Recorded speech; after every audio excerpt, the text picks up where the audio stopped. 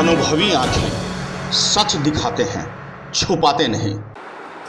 बिहार हर साल बाढ़ का दंश झेलता है। बिहार हर साल हजारों लाखों करोड़ों का नुकसान भी झेलता है। बिहार में हर साल बाढ़ की आहट आती है और इस साल भी बाढ़ की आहट आनी आरंभ हो चुकी है। बता दें आपको कि बिहार की सभी नदियां, बूढ़ी गंडक हो, कोसी हो, गंगा हो, बागमती हो, कमला हो, सब में नदियां उफान पर है। किनारे बसे लोगों के घर और परिवार दहशत में हैं। क्या कुछ हो रहा है बिहार का हाल, कैसे होता है यहाँ करोड़ों का नुकसान, किस तरह फसलें बर्बाद होती है और किस तरह इस बार बिहार को डरा रहा है यह बाढ़ की आहट, इस पर हमारी खास कवरेज देखिए। बिहार और बाढ़ का आपसी रिश्ता बड़ा गहरा है। प्रत्येक साल बिहार में बाढ़ आती है और लोग परेशान होते हैं, लोगों की जिंदगियां खतरे में पड़ती है। बता दें कि बिहार में इस बार भी बाढ़ की दहशत डरा रही है। महानंदा हो, बूढ़ी गंडक हो या फिर हो पूर्णिया जिले का परमान और कनकई नदी, सब उफना गई है। अमर और बायसी में बाढ़ से तबाही का मंजर देखने को मिल रहा है। घर छोड़कर ऊंचे स्थानों पर जाने को मजबूर भी हो जाएंगे लोग यदि इसी तरह सब कुछ कायम रहा तो। आपको बता दें कि 2 साल पहले भी अमौर में बाढ़ की दहशत रही और लोग भयावह पीड़ा से जूझते रहे। इस बार फिर से कनकई परमान नदियों में उफान देखने को मिल रहा है। यही नहीं, कटान भी जारी है। प्रशासन आकर तमाम कटाई को देख चुकी है, इसके रोकथाम के लिए आदेश भी पारित कर चुकी है, लेकिन बाढ़ है और इसकी उफनती नदियां कटान को बढ़ाते जा रही है। लोगों में, गांव में दहशत सा हो गया है। बता दें, परमान और कनकई नदी के पानी बायसी और अमौर बैसा प्रखंड के इलाकों में दस्तक दे रही है। बता दें कि पिछले साल भी स्कूल ढह गया था इसकी चपेट में आने से। इस बार भी बाढ़ के दहशत से लोग घबरा रहे हैं। स्थानीय नेता लड्डू ने कहा कि इस बार भूख हड़ताल पर बैठ जाएंगे, चाहे कुछ भी हो। अब और नहीं, अमौर के खारी महिनगांव पंचायत में पिछली बार बाढ़ में डूब गया था घर। आपको बता दें कि बाढ़ के आशंका में कई लोगों ने घर तोड़ दिया था। प्रशासन ने अभी बचाव कार्य राहत शुरू नहीं किया था। इन सब को देखते हुए एक बार फिर से लोग भयभीत हैं। लोगों को डर है कि फिर पिछले और उसके पिछले साल की तरह इस बार भी कहीं पानी उनके घरों तक ना पहुंच जाए, उनके घर इसमें तबाही में कहीं शामिल ना हो जाए। और यही वजह है कि स्थानीय नेता लड्डू ताबड़तोड़ लोगों के संपर्क में भी है। आप देख सकते हैं कि वो क्या कुछ कह रहे हैं और साथ में देखिए कि बाढ़ का यानी कि उफनती नदियों का कहर। जैसे आप देख रहे हैं ये नदी है और ये नदी कब से कट रहा है यहाँ?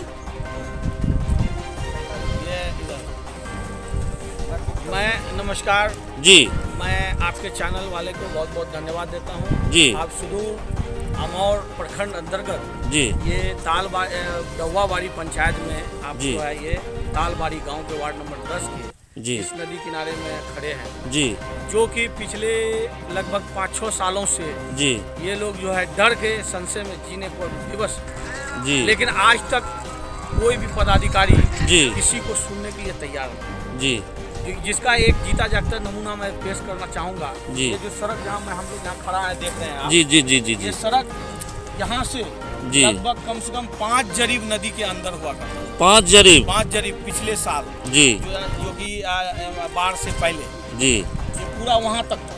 जी। और वहाँ से जो है जी। उसके आगे जहाँ पर जी। आप देख रहे हैं वहाँ सब पूरी बस्ती बसी हुई थी। जी इस रोड के दोनों ओर जी। पूरी घनी बस्ती हुआ करती थी जी। और सारा बस्ती लोग मेरे आंखों के सामने जी। तोड़ करके जगह जगह छिड़ियाने पर, जो कि अभी आपने देखा एसडीपी योजना से जो जी, जी, जी, उपार्जन बना उसमें लोग बीपीएल परिवार लोग आसरा लेने को मजबूर है, जिनके पास 1 डिसमिल जमीन रहने के लिए नहीं है, जबकि सरकारी जीआर की राशि पर सबसे पहला अधिकार इसी बीपीएल परिवार का होता है। लेकिन 1 रुपया भी आज तक यहाँ के स्थानीय सीओ, बीडीओ या एसडीओ या डीएम ने देने का काम नहीं किया है। इस सरकार, डबल इंजन की सरकार ने जिस तरह से अनदेखी किया है, इससे साफ दिखाई दे रहा है कि यहाँ पर पिछड़ा, अति पिछड़ा, अल्पसंख्यक लोग जो रहते हैं उसके साथ बिहार सरकार भेदभाव की नीति अपना रही है।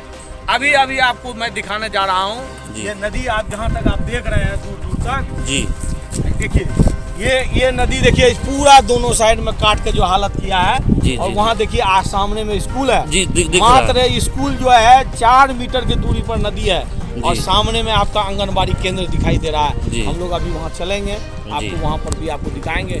इसी तरह पिछले साल भी नगरा टोल में एक स्कूल था और चिल्ला के दम तोड़ दिया हम लोगों ने। लेकिन वो नगरा टोल का स्कूल मेरे सामने, उसकी वीडियो वगैरह भी हमने लोड किया हुआ है, मेरी आईडी पर होगा, आप लोग देख लीजिएगा। वो मेरे सामने गिरा है, लेकिन सरकार ने उसको बचाने का एक जरा भी प्रयास नहीं किया। और ये सीओ जब से यहाँ आया है, ये समझिए कि इसको यहाँ पर भेदभाव में बांटने का काम किया है। ये यहाँ पर जो है ये पिछड़ा, अति पिछड़ा, अल्पसंख्यक लोग जो रहता है, ये भेदभाव की सरकार हम लोगों के साथ अनदेखी कर रही है और हम लोगों को मरने पर विवश कर रही है। ये बिल्कुल विवश कर रही है। मैं शाहबुज़्ज़मा उर्फ लड्डू, मैं आप लोग चुनौती देता हूँ कि अब हम लोग जनता के साथ सड़कों पर उतरेंगे और एनएच को जाम करने का काम करेंगे। अगर इस बार इस स्कूल और आंगनबाड़ी को नहीं बचाया गया तो इसके लिए सरकार खुद दोषी होगा। जी, क्योंकि पुनः बताया गया था कि मैं फिर आंगनबाड़ी और उसके बाद प्राइमरी स्कूल जो है वो दिखाऊंगा। तो मैं इस जगह आ चुका हूँ, आपको फिर दिखाता हूँ। यहाँ जो कि बताया गया था 3 मीटर नहीं, 1 मीटर के करीब है, 1 मीटर के करीब बचा हुआ है, जो नदी में विलीन होने को बस 1-2 मीटर बाकी बचा हुआ है। फिर मैं यहाँ के ग्रामीणों से बात करता हूँ। आपका नाम क्या हुआ सर? सबीर आलम। ये कैसे कटा? ये नदी काटा है। हाँ, नदी काटा है। और आपने विधायक जी से या मुखिया जी से या सरपंच जी से किसी से भी आवाज लगाए थे आपकी? मेरा गांव में यहाँ तक के पूर्व विधायक अब्दुल जलील मस्तान साहब, पूर्व विधायक जलील मस्तान साहब भी यहाँ आए थे। यहाँ आए थे, उसको भी दिखाया जी। फिर उसको सूचना दिए, बार खबर किए, फोन तक रिसीव नहीं किया। अच्छा। उसके बाद अभी जो प्रेजेंट विधायक है वो आए, वो देख करके गए, कुछ नहीं किया आज तक। अच्छा। यहाँ तक के पिछले साल जो 2020 की सैलाब आई जी, उसमें जो है सारे पदाधिकारी आए, आपदा प्रबंधक की भी आया। हम लोग उन लोगों से बहुत फरियाद किए, गिया जारी किए, यहाँ तक कि हम लोग लिखित रूप भी दिए और यहाँ तक कटिहार तक उन लोगों के लिए पीछा किए। लेकिन हम लोग किसके दरवाजे पे जाए? अच्छा। हम लोगों को भी तो रुजू कोई रास्ता आपको नहीं मिला, कहीं से भी नहीं मिला, कोई रास्ता नहीं मिला। यहाँ तक सीओ, बीडीओ, अनुमंडल पदाधिकारी सबको यहाँ तक उतर के आए, कोई आज तक किसी की जो है 5 नया पैसे की राहत नहीं मिली हम लोगों को अब तक। और न नदी का कोई रास्ता मिला रोकने का। जी, ये हजारों एकड़ जमीन जो हजारों एकड़ बिलीन हो चुका सबका है। ये जमीन इसमें इस सब का टैक्स का पैसा लेगा वो, लेकिन 1 रुपया यहाँ आज तक पिछले कई वर्षों से जो है ये कटान हो रहा है, लेकिन 1 रुपया नहीं। जी, आपका नाम क्या नाम हुआ? मोहम्मद अंसार आलम। मोहम्मद अंसार आलम। अंसार जी, ये बताइए कि जिस जगह मैं भी खड़ा हूँ, आप खड़े हैं, ये आप लोग पूरा कोशिश कर रहे हैं बचाने के चक्कर में? पूरा कोशिश कर रहे हैं। खाली स्कूल की बात नहीं है, पूरा गांव नदी में कट के बह गया। जी, विधायक जी से मैंने कई बार गुहार लगाया तो बोलते हैं ठीक है बात करेंगे ऐसे करके अब तक कुछ नहीं कर पाया प्रशासनिक तौर पर, न कोई प्रतिनिधि के तौर पर अभी तक कोई उतर नहीं पाया सर। कोई राहत नहीं मिला अब तक? कुछ नहीं राहत मिला। नाम क्या है? हाँ, जैरुन निसा मुसम्मत जैरुन निसा। हाँ। आपका घर क्या हुआ? घर नदी में गिर गया, नदी में गिर गया, चल गया। अच्छा। कुछ नहीं है, 6 मकान भाग गया। 6 मकान हमारा भी भाग गया, नदी में भाग गया, कुछ नहीं बचा। अच्छा, अभी कहाँ रह रहे हैं आप? अभी हॉस्पिटल में हॉस्पिटल में रह रहे हैं। हाँ। सरकार की तरफ से कुछ मिला है आपको? नहीं, कुछ नहीं, एक प्लास्टिक मिला और कुछ नहीं। एक प्लास्टिक मिला है? एक प्लास्टिक। कोई प्रतिनिधि या कोई ब्लॉक से कोई सीओ बीडीओ आपसे मिलने आया तो ढेरी, वो रोड पर आया, रोड से चल गया। यहाँ कोई नहीं आया? कोई नहीं। आज पहली बार मैं आपके पास आया हूँ ना? पहली बार। कोई नहीं आया आपके पास? आया, बहुत भाषण कर लिया, चल गया। अच्छा, फेसबुक में डाल दिया, वो कट्टे कहाँ गया, आने गया, बोलवा लगो क्या बढ़िया भाषण करो। अच्छा दीदी, आपका क्या नाम है? अफसाना। अफसाना। आपका भी घर नदी में कटा है? हाँ। क्या घर था आपका? हमरा हाँ? 10 घर या 10 घर वो घर हाँ घर तो बहुत लाची मर 7-8 भई छे घर कम से कम 15-20 खन सब खत्म एक खनी छे अच्छा अभी कुछ बचा नहीं है, सब नदी में समाप्त है। सरकार आपको जमीन भी नहीं दिया है घर बनाने के लिए? कोई राशन कुछ नहीं दिया है? प्लास्टिक दिया है? हाँ प्लास्टिक के अलावा कुछ नहीं दिया है? कुछ नहीं सूखा राशन भी नहीं मिला है? अच्छा आपका दीदी क्या नाम है? मुजमेरी। आपका भी घर पानी में कटा है? राशन मिला आपको? राशन भी नहीं मिला है? कुछ भी नहीं मिला है? एक प्लास्टिक। रंगामाटी में ये एक स्वास्थ्य केंद्र है जी जो कि MSTPI योजना से निर्मित है जी और इसमें करोड़ों रुपए की लागत से जी एक स्वास्थ्य केंद्र बनाया गया, जी लेकिन पिछले कई वर्षों से जी ये बंद पड़ा था। जी अभी हाल फिलहाल में कई नदी में कटाव के चलते जी उसके मुहाने पर जितने लोग थे जी, सबका घर जो है उसको ध्वस्त हो गया और लगभग लाखों रुपए की संपत्ति नष्ट हो गई, लोगों की ज़मीन खत्म हो गए, जी मकान खत्म हो गए, उनके माल मवेशी सब डूब गए जी और लेकिन सरकार की तरफ से अभी तक कोई भी मदद नहीं की गई, कोई मदद नहीं की गई। जी और उसमें जबकि सरकार की तरफ से ये योजना है जी जी जी कि प्रत्येक जो है विस्थापित परिवार को कम जी। से कम 3 डिसमिल जमीन देना चाहिए जी जी जो या नियम उसका है। मुआवजा देना चाहिए, जी। घर पुनः उसको विस्थापन का पूरा लाभ मिलना चाहिए था। जी वो सारे लोग विस्थापित होकर के आज विश्व स्वास्थ्य केंद्र में शरण लिए हुए हैं। जी और ये शरण लिए हुए हैं, लेकिन आज तक यहाँ के स्थानीय पदाधिकारी जी या राज्य सरकार जी ये डबल इंजन की सरकार जी कोई नज़र नहीं है। अब तक कोई नहीं आया? कोई नहीं आया। ये तो अच्छा हुआ जी कि यहाँ पर ये कटाव पीड़ित लोग आगे बसे हैं। जी। अगर इस क्षेत्र में आतंकवादी भी आकर के इसमें रहता जी। तो किसी को कोई फर्क नहीं पड़ता। ये स्थिति यहाँ का है? बस यही स्थिति है यहाँ का और कोई नहीं प्रशासन, बस सब खाना पूरी पर चल रहा है जी और इसी के लिए आज हम लोग यहाँ पहुँचे हैं।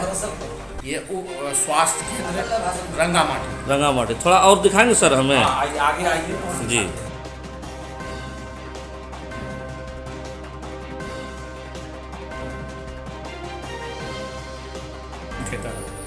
देखिए ऑपरेशन थिएटर में घास साइकिल गरीब BPL परिवार हैं, ये सारे लोग BPL परिवार हैं जी। इन लोगों का कोई आसरा नहीं है और विधानसभा में हमारे विधायक अब्दुल इमाम का आवाज़ उठाने पर जी मंत्री महोदय उसको झुठलाने का काम करते हैं कि यहाँ पर कोई भी आदमी विस्थापित नहीं है।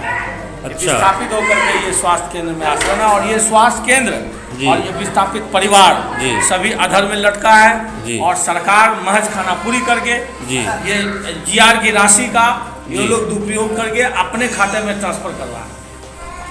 और सर थोड़ा बाहर दिखाएंगे हमें सर?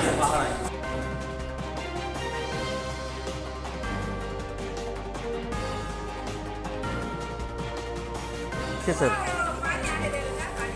ये इसका है MSTPI योजना प्राथमिक स्वास्थ्य केंद्र जी रंगामाटी अमूल है ना जी इसका जो है यहाँ पर प्राथमिक राशि है जी 75,99,000 पौने करोड़ के आसपास इनका जी राशि दिखा रहा है सर।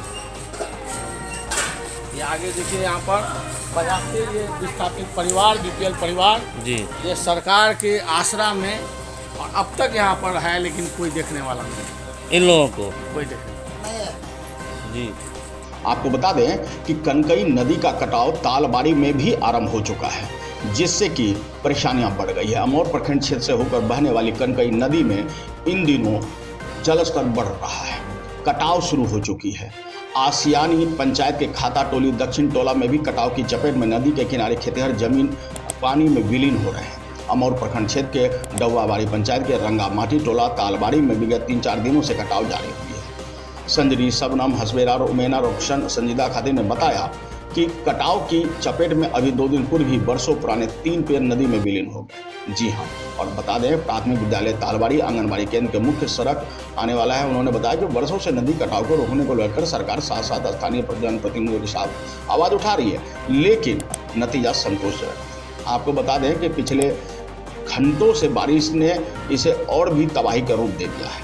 बहरहाल इन क्षेत्रों में कनकई नदी उफान पर है, परमान नदी उफान पर है और जिसको लेकर घबराहट बनी हुई है। ग्रामीणों में घबराहट है, घबराहट लाजमी भी है।